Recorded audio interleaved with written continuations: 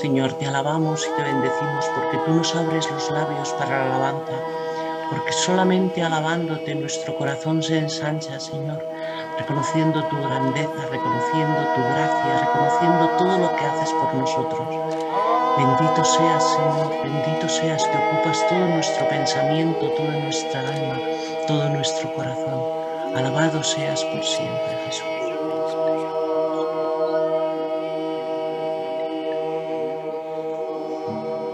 Que nos purifiques en este tiempo de Cuaresma, en este camino a encontrarnos contigo resucitado, Señor. Queremos pedirte en este caminito y en esta lección divina de hoy, por medio de Ana, que venga tu Espíritu, Señor. Ven, Espíritu, ven y lléname, Señor, con tu preciosa unción. Ven, Espíritu, ven y lléname, Señor, con tu preciosa unción. Purifícame y lávame, renuévame, restáurame, Señor, con tu poder. Purifícame y lávame, renuévame, restáurame, Señor, te queremos conocer. Señor, te queremos conocer. Ven, Espíritu, ven y lléname, Señor, con tu preciosa unción. Ven, Espíritu, ven y lléname, Señor, con tu preciosa unción. Purifícanos y lávanos, renuévanos, restáuranos, Señor, con tu poder. Purifícanos y lávanos, renuévanos, restáuranos, Señor, te queremos conocer, Señor, te queremos conocer.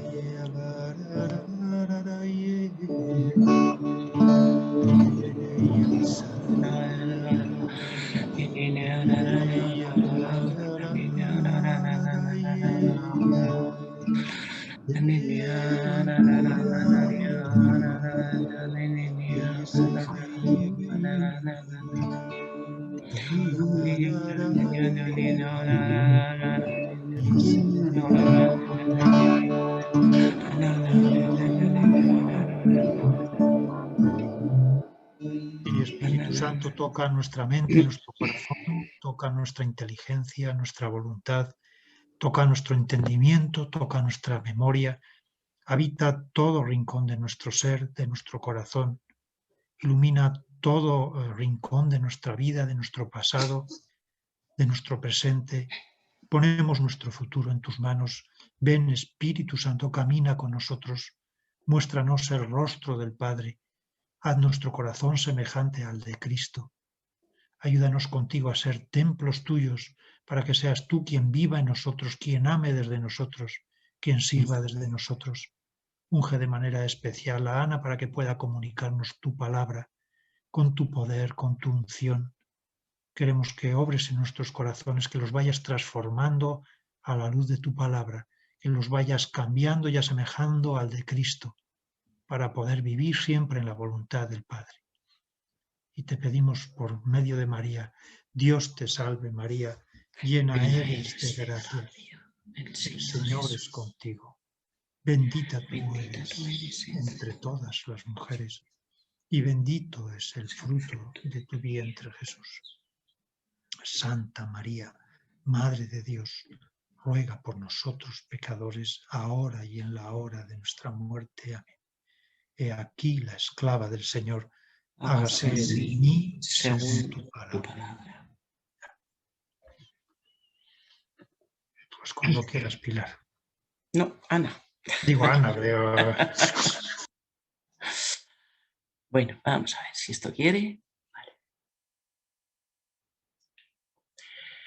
Bueno, pues mirad, esta tarde, como el otro día estábamos en la enseñanza, estuvimos hablando del día de Jesús.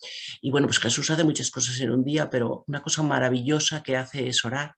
Entonces hoy vamos a hacer la lectio sobre Mateo 6, del 7 al 13, donde nos va a dar la enseñanza del Padre Nuestro. Entonces, Rodrigo, si haces el favor, pues vas a hacer la proclamación de la palabra. Y al orar, no charléis mucho como los gentiles, que se figuran que por su palabrería van a ser escuchados. No seáis como ellos, porque vuestro Padre sabe lo que necesitáis antes de pedírselo. Vosotros, pues, orad así.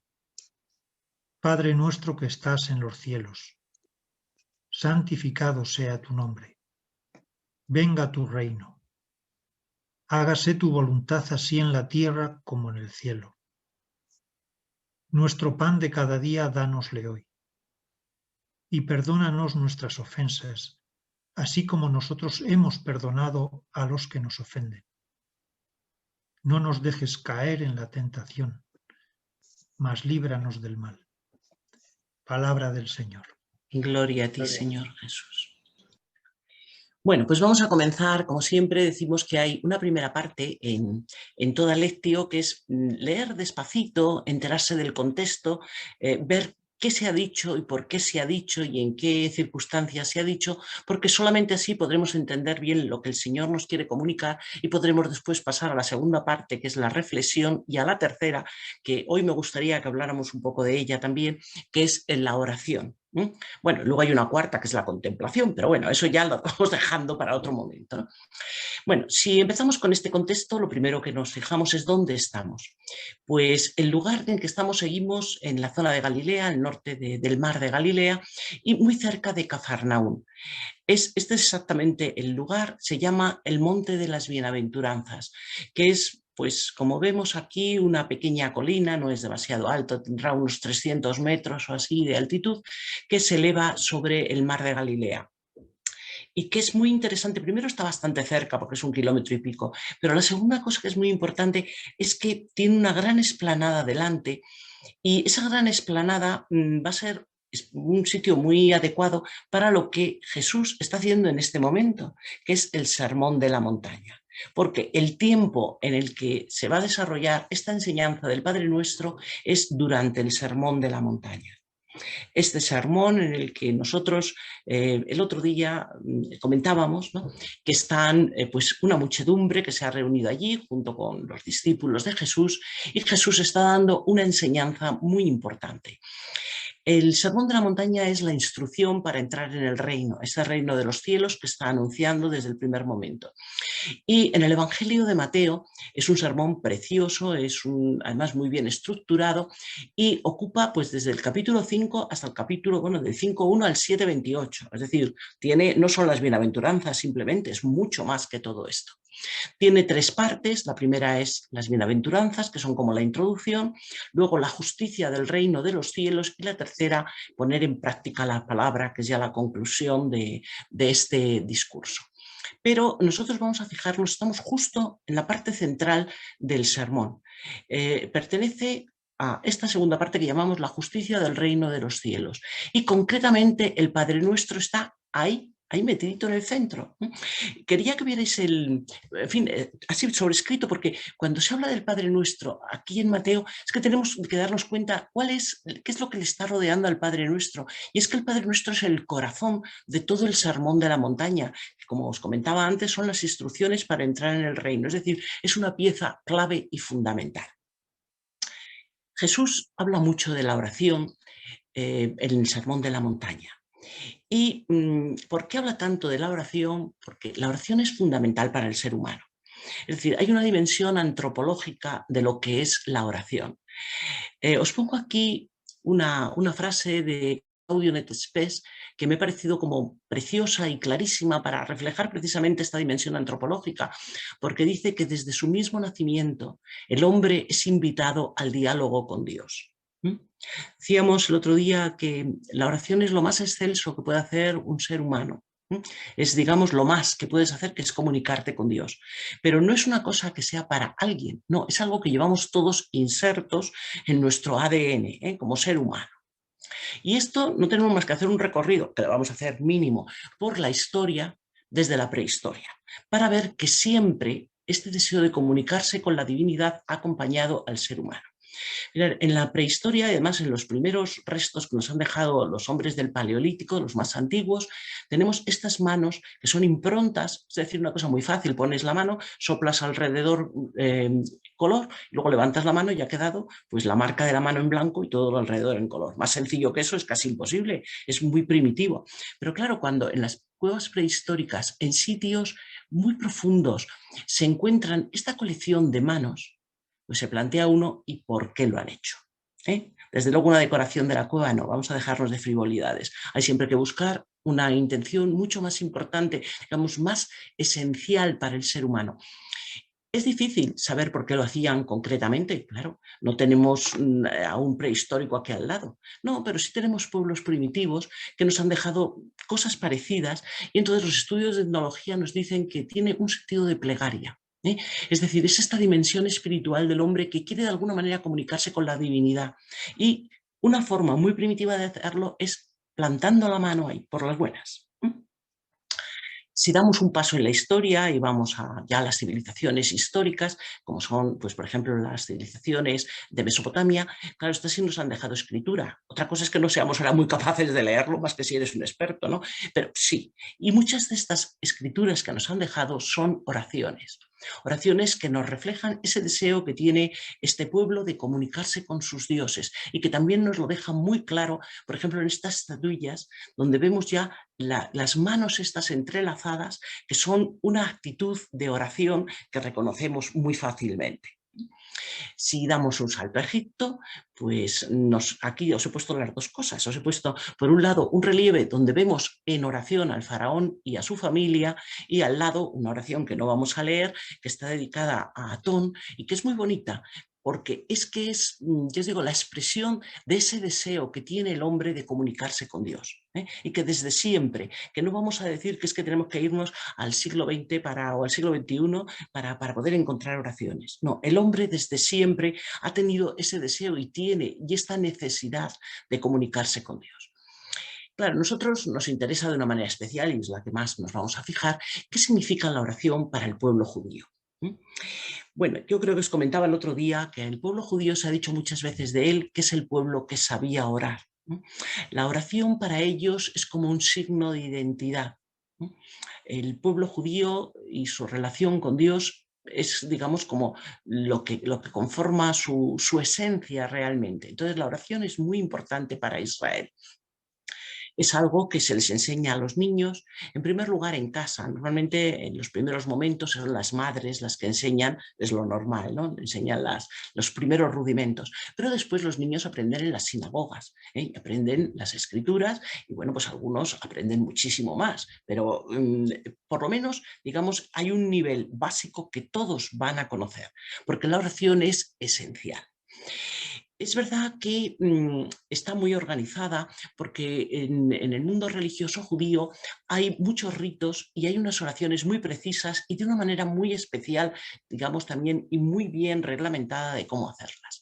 Por ejemplo, muchas de las oraciones son, digamos, sobre la Torá, son a partir de la lectura, de una lectura, digamos, orante. La Torá, que es el libro de la ley, se trata con todo el respeto del mundo. En la imagen anterior os había puesto, no os lo he comentado, pero creo que eso ya lo sabéis, que los judíos nunca ponen el dedito para ir siguiendo la lectura.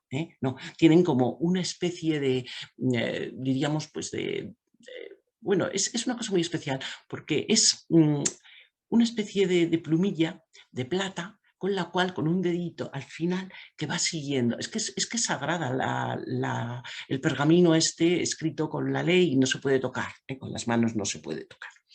Bueno, pero es un elemento clave para su oración, lo mismo que lo es el talit, que es este manto que se ponen, que tiene franjas y que tiene después una serie de flecos que hacen alusión pues, a todos los 613 mandamientos que tienen, o las filacterias que se enrollan en la cabeza y en el brazo izquierdo. Tiene además también, ya os digo, ritos muy precisos porque, por ejemplo, hay una cosa que nos llama mucho la atención todavía hoy día cuando vemos rezar a los judíos, que es el movimiento este que tienen así hacia adelante, un balanceo, y el taparse los ojos. Y es que hay algunas oraciones que a la hora de recitarlas, por ejemplo el Shema, tienen que taparse los ojos, porque están delante de Dios y tienes que tener toda esa, digamos, todo ese respeto enorme hacia Dios, hacia Yahvé.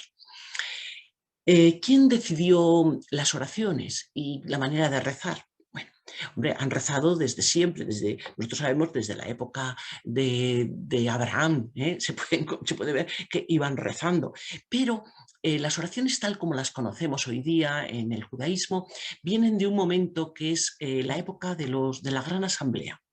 La Gran Asamblea se reunió después de la vuelta del exilio, más o menos en la época de Esdras, y ya sabéis que hubo como una especie de reconocimiento de nuevo de la ley que se leyó en voz alta, en época de Nehemías, delante de todo el pueblo, pero además se reorganizó toda la vida religiosa y se reorganizó la liturgia y las oraciones.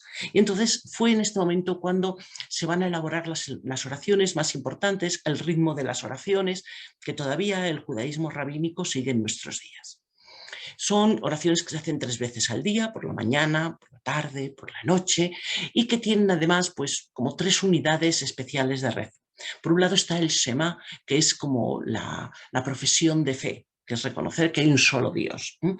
Después está la Amidá, que es una oración importantísima, que tiene 18 peticiones y que también la tienen que rezar todos los días. Y la lectura de la Torá, que es como revivir el Sinaí. Son, digamos, como elementos fundamentales para su rezo. Bueno, Jesús es un judío, eso no tenemos nunca que olvidarlo, y participa de la religiosidad de su pueblo. Jesús conoce las oraciones que probablemente pues, cuando él era pequeño se las enseñó María, que era lo suyo, ¿no? Después las aprendería en la sinagoga y las practicaría en la sinagoga. Sabemos que Jesús, esto nos lo dicen los evangelios, los sábados iba a la sinagoga y allí oraba con todos los demás judíos, con todos los demás, en la de Nazareo, en la de Cafarnaún, en fin, tenemos testimonios en los evangelios de que Jesús estuvo allí, oró, y luego, bueno, aparte de la oración, pues hacía sus homilías, pero oró. Y es un gran orante. Y esto es importante porque, os decía, uno de los rasgos que nos llama la atención de este día a día de Jesús es el tiempo que dedica a la oración. Le dedica mucho tiempo, porque para Jesús la oración es fundamental. Hay cerca del Monte de las Bienaventuranzas una cueva, que aquí la tenemos, que dice la tradición que era uno de los sitios donde Jesús se retiraba a orar.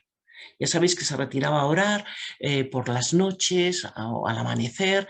Él necesitaba la oración, necesitaba esa relación íntima con el Padre. Y aparte de las oraciones comunitarias que hacían, él tenía una oración personal que va a llamar mucho la atención a sus discípulos y que va a ser, digamos, la base de lo que nosotros ahora vamos a ver en el Padre Nuestro. Él sabía orar. Esta es una estatua que, si habéis estado en Tierra Santa, la habéis visto, está en Getsemaní. Pero no solamente sabe orar, es que él sabe enseñar a orar. Y esto es precisamente lo que vamos a ver en la palabra que hemos elegido para hoy. Jesús va a enseñar el Padre Nuestro a sus discípulos. Del Padre Nuestro ya sabéis que hay como dos momentos en 2 evangelios que nos hablan de él de una manera específica. Los 4 evangelios nos hablan de la oración de Jesús. Y, por ejemplo, en el Evangelio de Juan se dice que todo el capítulo 17 es prácticamente, ahí está contenido el Padre Nuestro y más cosas, ¿no? En Marcos, pues a lo largo del Evangelio se van siguiendo claramente todo lo que son los principios del Padre Nuestro. Pero condensados los encontramos en Lucas y en Mateo. En Lucas nos da una versión como un poquito más sucinta de lo que es el Padre Nuestro, pero hay una cosa que le diferencia, y es que en Lucas, el Evangelio, el Padre Nuestro, Jesús va a hablar de él a instancias de sus discípulos que le piden, enséñanos a orar. Es decir, llama la atención de Jesús esta petición de los discípulos que le dicen, mira, Juan enseñó a sus discípulos a orar y los fariseos pues también pues enseñaron a nosotros a orar. Se había llamado la atención cómo oraba Jesús, que era de una manera diferente.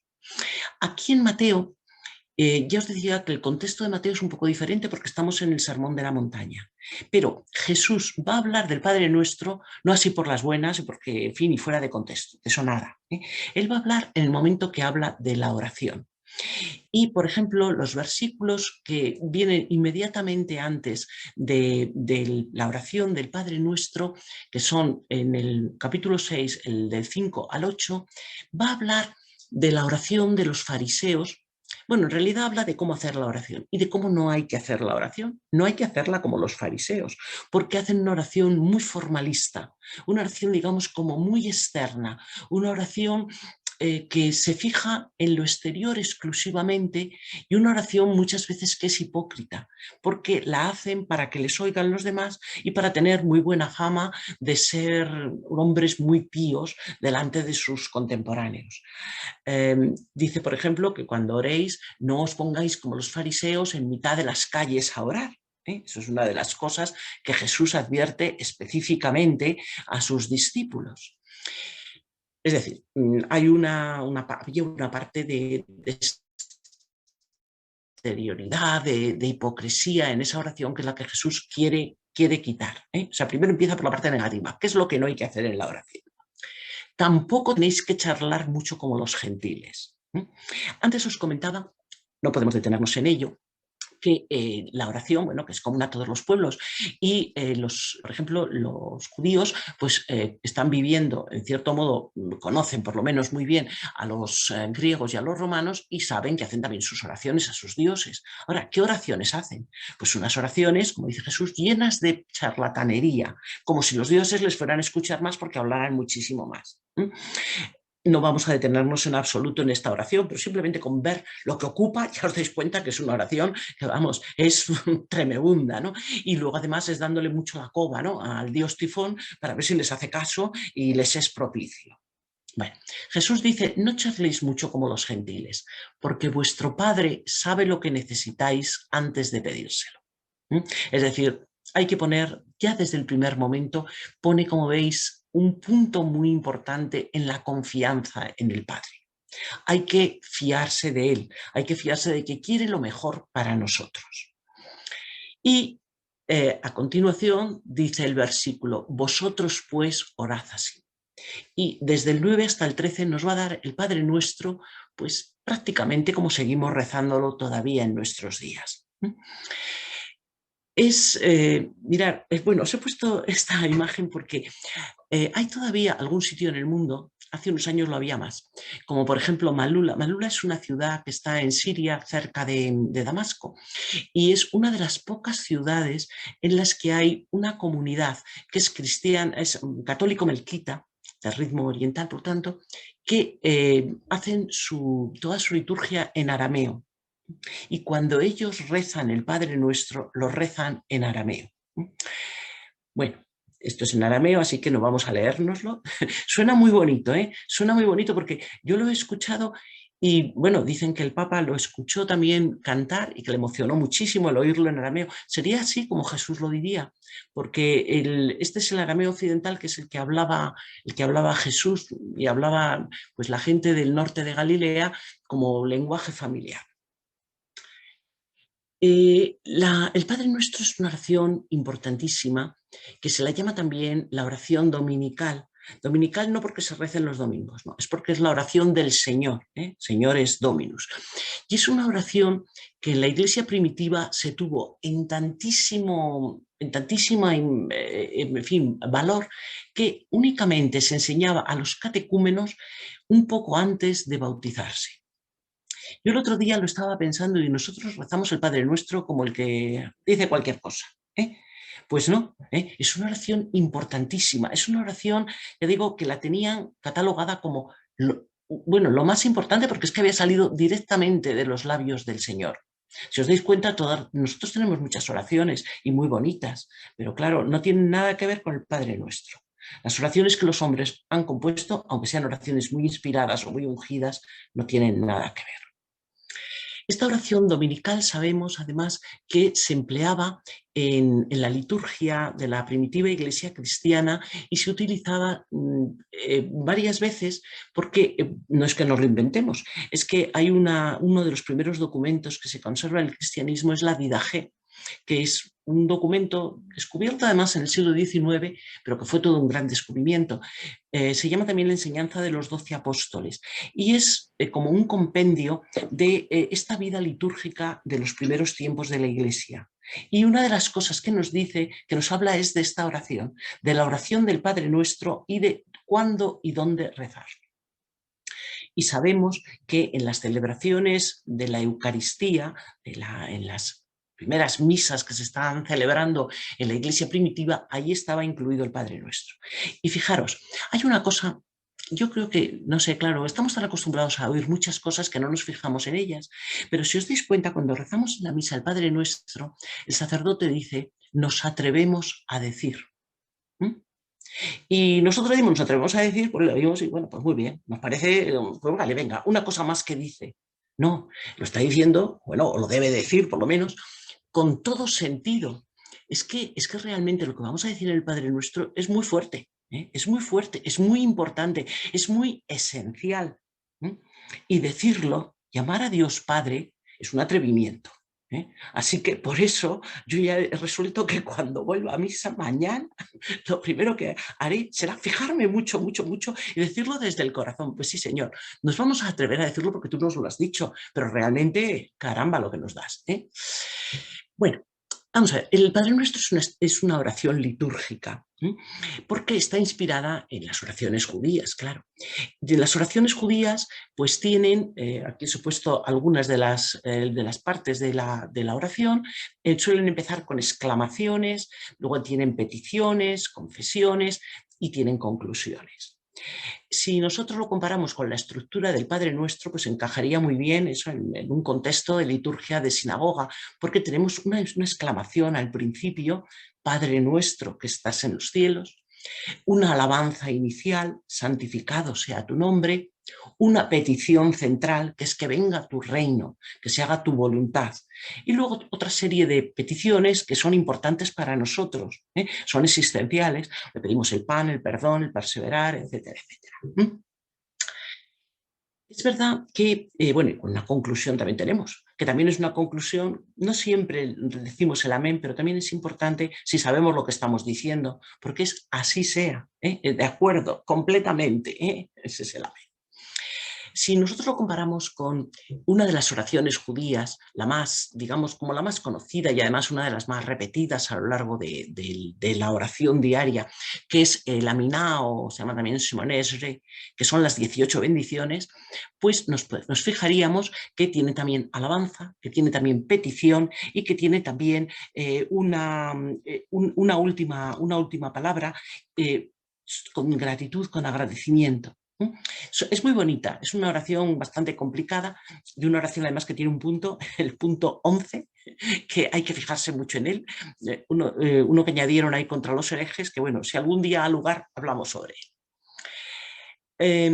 Es importante, yo os digo, que veamos que sí, que tiene una base que está muy fijada en lo que es la liturgia judía, pero es que, mirad, dice San Agustín que nosotros podemos recorrer todas las oraciones de las Sagradas Escrituras y no hallaremos nada que no esté incluido en el Padre Nuestro.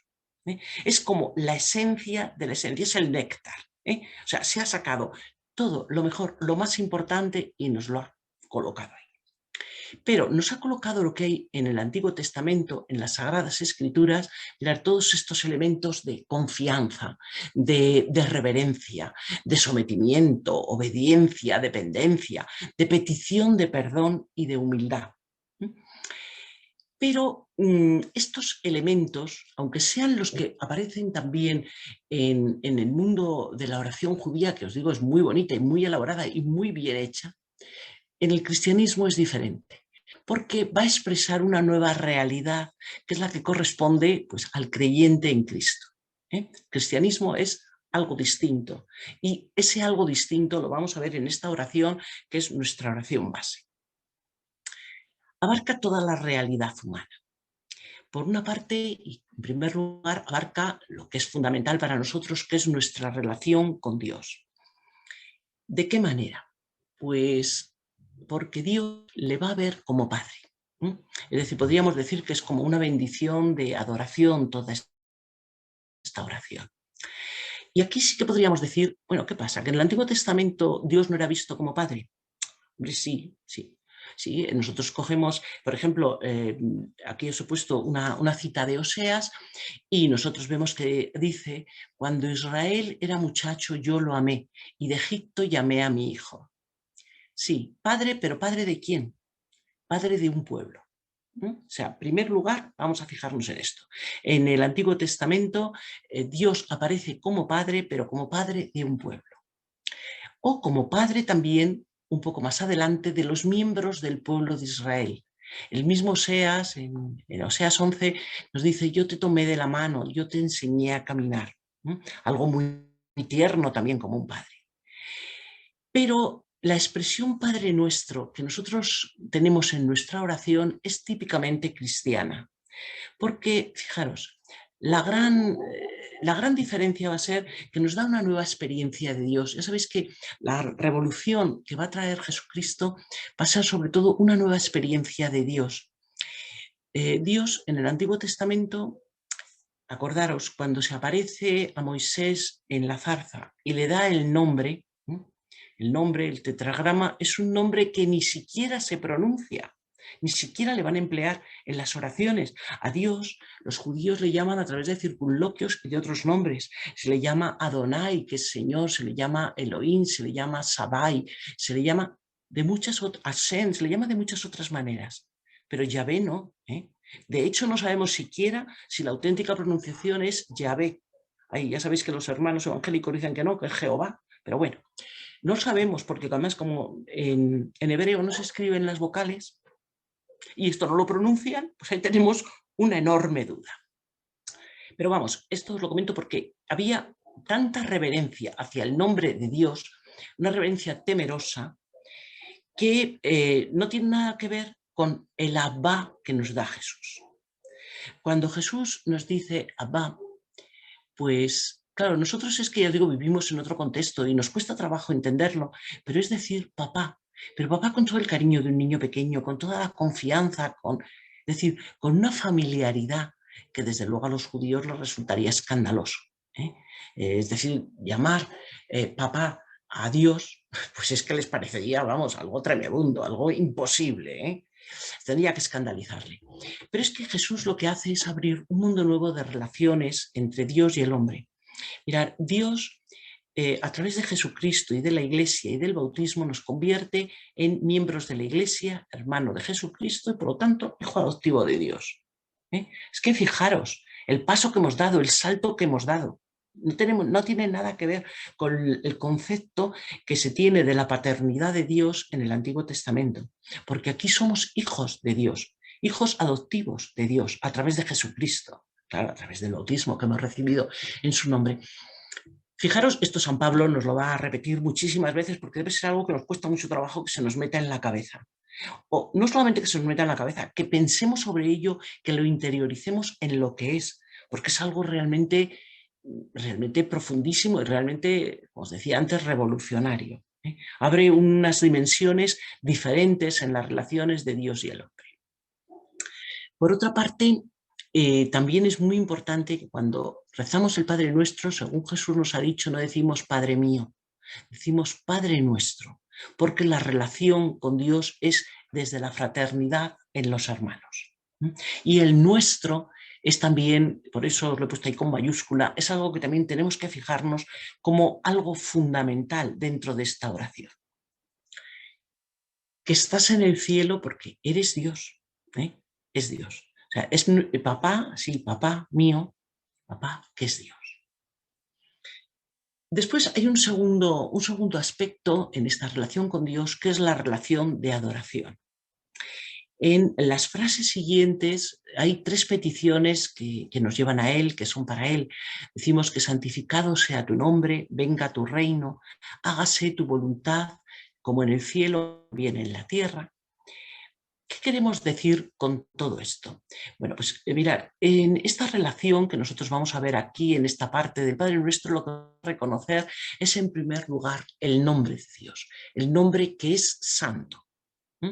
Es decir, una cosa es que tengamos confianza y otra cosa es que no reconozcamos la santidad del nombre. Ojo, que no hay que confundir estas cosas. Reconocemos su reino, es decir, reconocemos que Él tiene poder, rey. Y reconocemos su voluntad, porque Él es quien manda y nosotros tenemos que estar sometidos a su voluntad. Santificado sea tu nombre. Os insisto en esto porque, ya os digo, en el pueblo de Israel esto lo tenían muy claro. La gloria de Dios y el nombre que ni pronunciaban, pero además era algo que es que si tenías la opción de verte delante de Él, como le ocurre a Isaías en la visión que tiene al inicio de su ministerio, pues bueno, Isaías se quedó horrorizado de pensar, Señor, yo ahora me muero, porque después de haber visto a Dios, yo me tengo que morir, porque Dios es el santo, ¿cómo remedio morir? Él dice, y oía ahí en el santuario que decían, santo, santo, el Señor Dios Todopoderoso, toda la tierra está llena de tu gloria. Es que la gloria de Dios, la Shejinah, era algo tan grande, es algo, vamos, no es que era, es que es algo tan grande que nosotros a lo mejor no lo tenemos interiorizado, ellos sí, pero con un temor horrible porque les llevaba a estar temblando prácticamente, ¿no? De hecho, fijaros, el nombre de Dios, por ser tan santo, solamente el día del Yom Kippur, que es el día de la expiación, se pronuncia. ¿Y quién lo pronuncia? Pues lo pronuncia el sumo sacerdote cuando entra en el Sancta Sanctorum, nada más. Sea tu nombre, vamos también entonces a tenerlo en cuenta. Claro que es santificado. Allí sí que le damos esta idea de que el nombre de Dios es santo, ¿eh? Y nosotros, os digo, vamos a no caer en esa familiaridad excesiva que nos haga pensar que somos todos coleguillas, porque ese es un peligro que a veces podemos tener. San John Newman, ya sabéis, este santo que se ha canonizado hace no mucho, un hombre fantástico, un converso del anglicanismo, decía que los sentimientos de temor y de los sagrados son sentimientos también cristianos. Y son sentimientos que tendríamos y en un grado intenso si tuviéramos la visión del Dios soberano, si verificásemos su presencia. Si creemos que está presente, tenemos que tenerlos. Y no tenerlos es no creer que está presente. O no creer que Dios es Dios y es tan grande como es. Así que también, cuando decimos santificado sea tu nombre, no es una frase cualquiera, es reconocer que, claro, Él es quien es, y nosotros somos quienes somos. Él es santo, Él es el santo. Cuando le pedimos, venga a nosotros tu reino, le estamos pidiendo toda la fuerza, toda la sabiduría del reino de Dios para nosotros, para hoy, para nuestras vidas. El reino de Dios es lo que el Señor Jesús ha venido aquí a ofrecernos, a anunciarnos. Nosotros queremos que venga, pero por nosotros mismos no podemos conseguirlo. Así que tenemos que pedirle su fuerza, tenemos que pedirle su gracia para que este reino venga a nosotros. Y hay también una relación de sumisión, cuando le digamos que se haga su voluntad en la tierra como en el cielo, porque tenemos que reconocer humildemente que Él es quien manda y que es su voluntad la que tiene que imponerse y no la nuestra. Yo no sé, muchas veces cuando uno reza el Padre Nuestro, bueno, aparte de que por desdicha muchas veces lo hacemos mecánicamente, o no mecánicamente, pero sin darnos cuenta en la profundidad de lo que significa cada una de las palabras. No sobra nada, ni una tilde sobra. Todo tiene un significado muy profundo. Otra cosa es que no sea una oración larguísima. No, no es larguísima, pero sí que es condensadísima. Es un poco como las pastillas de Avecren que tienes que disolverlas para poderlas tragar. Pues aquí casi, porque es realmente profundo y denso. Y cuando decimos que se haga tu voluntad en la tierra como en el cielo, es una de las cosas que le decimos y que no sé si nos las creemos mucho, porque lo que queremos es que se haga la nuestra la mitad de las veces. Mira, te vamos a rezar un Padre Nuestro para que se haga nuestra voluntad, para que se haga la mía. No, es la de Dios. La voluntad del Padre es realmente la clave de la oración para Jesús. Acordaros que siempre, bueno, y sobre todo en Getsemaní, Él lo va a decir de una manera clarísima, que se haga tu voluntad. Entonces, es una frase también, una parte del Padre Nuestro realmente importante y además que nos coloca a nosotros en nuestro sitio. ¿Y cuál es nuestro sitio? Pues es la relación de dependencia con Dios. Dios es nuestro Padre, Dios nos ama y Dios nos cuida, pero Él es quien manda y Él es quien tiene la fuerza y Él es quien sabe lo que conviene, así que su voluntad es lo que conviene. Y luego acaba ya el Padre Nuestro con una serie de peticiones en las cuales hacemos como una ofrenda de nuestra esperanza. Estas peticiones pedimos primero el pan, el perdón, la protección, es decir, lo que pedimos es la gracia y pedimos la misericordia de Dios para nosotros. Aquí en esta segunda parte del Padre Nuestro sí que es para nosotros todo, pero os lo pedimos, claro, desde nuestra necesidad, que es enorme, y nuestra necesidad a todos los niveles, a necesidades a nivel material del pan, a nivel del perdón y a nivel de la protección que necesitamos para poder seguir el camino que Él nos ha marcado. Entonces, en esta segunda parte queda muy evidente nuestra relación con los demás, porque cuando pedimos por la supervivencia, pedimos el pan nuestro de cada día, dánoslo hoy, estamos pidiéndole primero el pan nuestro. Es decir, es algo también en relación con los hermanos. No es mi pan, dame mi pan, los demás que se vayan por ahí. Es el pan de todos. Y se lo estamos pidiendo además para hoy, porque delante de Dios lo que nosotros estamos viviendo es el hoy. El ayer, como dice esa canción, ayer ya pasó, te necesito hoy. Pues es eso precisamente. Y el futuro, pues el futuro está en manos de la providencia divina. Nosotros es el hoy el que estamos viviendo, lo que estamos viviendo en cada momento. Entonces le estamos pidiendo el pan de hoy, las necesidades de hoy. Le pedimos perdón. Le pedimos perdón, le pedimos que nos sane, que eso es importantísimo, que nos sane nuestras deudas. Estamos llenos de deudas con Dios siempre, continuamente, y lo estaremos siempre. Pero es un perdón que pedimos, pero que está, digamos, como sometido a una condición. Y esa condición es que nosotros también perdonemos a los que nos ofenden. Y aquí también llegamos a una parte del Padre Nuestro que tantas veces también rezamos como muy deprisa porque no queremos fijarnos en ella. Porque lo de pedir perdón, vale, Señor, perdóname. Ahora, que yo perdone a los demás, eso ya es harina de otro costal. Pero es la condición que el Señor nos pone. Que cuando recemos, digamos que estamos decididos a perdonar. Perdonar como podamos, perdonar por lo menos con la voluntad. Y pedirle al Señor que nos ayude a perdonar de verdad, a perdonar desde el fondo del corazón, pues todos los problemas, todas las deudas que tengan los demás con nosotros. Por último, hay también peticiones que son en relación con uno mismo.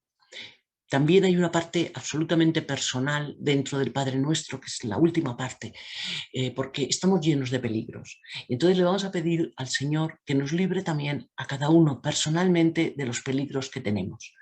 Y esos peligros que tenemos son, en primer lugar, pues ese combate que tenemos en la vida contra la tentación. Siempre es un enemigo. El Señor también se tuvo que enfrentar con la tentación también es inherente al ser humano y nos va a acompañar toda la vida hasta el final. Sí, hay veces, ¿verdad?, que querríamos pedirle al Señor, quítanos la tentación, pero no, es una tontería pedírselo porque no nos la va a quitar, porque la tentación tiene que estar ahí, así que si Él también la ha metido, lo que tenemos que pedirle es, no nos dejes caer en la tentación, ayúdanos en esta lucha porque solos no podemos. Y por último, le vamos a pedir que nos libre del mal. Del mal que en realidad es el maligno, por lo visto la traducción es líbranos del maligno, porque no es del mal en general, no, es del mal del demonio, digamos, de todos los peligros que trae consigo y que nos crean pues estas esposas, estas cadenas que nos arrojan y que no podemos luchar muchas veces contra ellas y que se convierten en dependencias horribles y que, bueno, pues que tenemos que pedirle al Señor también que nos libre de ellas. Es el único que puede hacerlo con su gracia.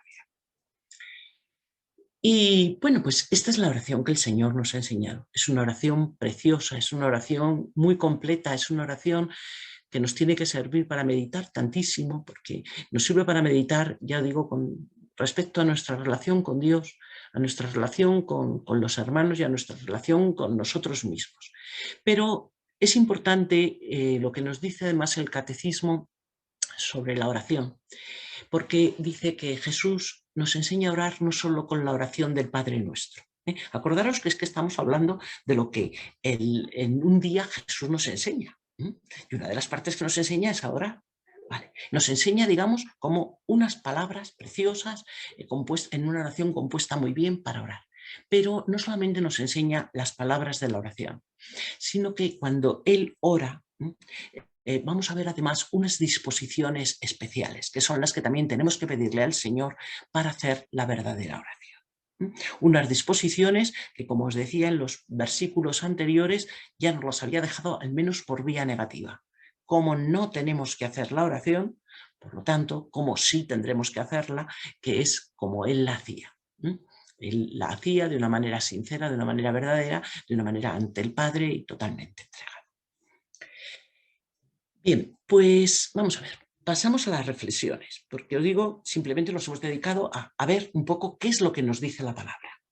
Después de ver lo que nos dice la palabra y, en fin, leerlo despacio, que es más o menos lo que hemos estado haciendo, pasamos a la segunda parte dentro de la lectio, es la reflexión. Y a mí esto, ¿qué me dice? Porque el Señor me habla y yo escucho al Señor. Y entonces vamos a ver, ¿qué es lo que me ha dicho? Y hago como una especie de resumen. Claro, a cada uno, esto es muy bonito porque a cada uno nos dice cosas distintas. Yo, por si acaso y por abrir un poco el diálogo, pues he puesto aquí alguna cosa que a mí personalmente me dice, ¿no? A mí me dice la oración del Padre Nuestro que oro a mi Padre. Y eso me da para pensar todo lo que queramos ahora pensar, hablar y reflexionar.